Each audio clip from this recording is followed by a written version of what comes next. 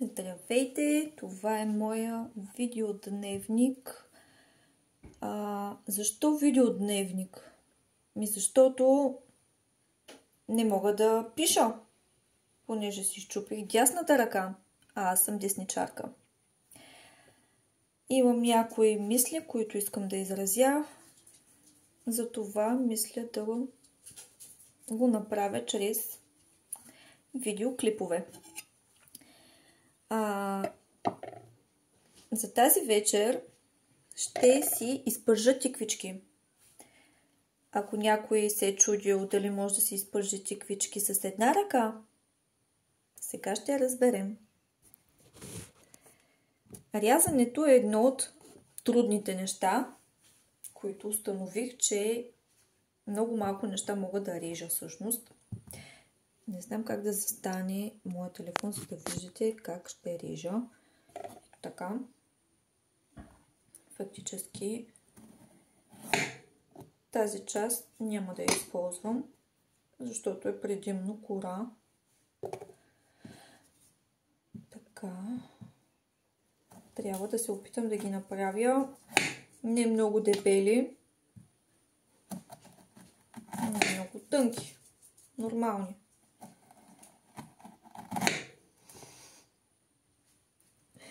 Доста се старая.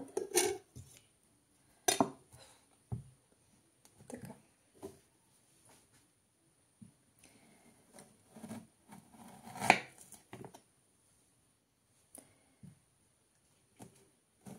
За сега се справям добре.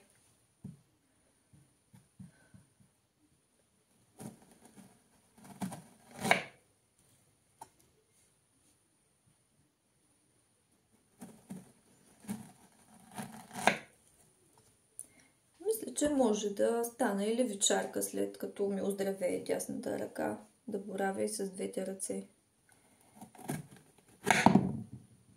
Окей. И това малкото ще го изпържим. Мисля, че тук в края ще ми бъде най-сложно. Ще стане много дебело. Но мисля, че е нормална дебелина. Преди се стани така. Не. Така не. Така. Трябва да си направя малко ето така. Да го подправя от едната страна. Да. Не. Застани така. Трябва да е още по-високо. Строя се стена от тиквички, за да направя опора. Ето така.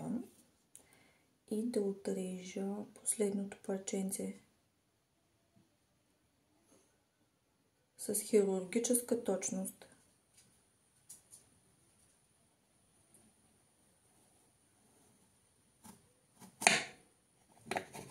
И успяхме! Мисля, че ще се справя и с останалата част.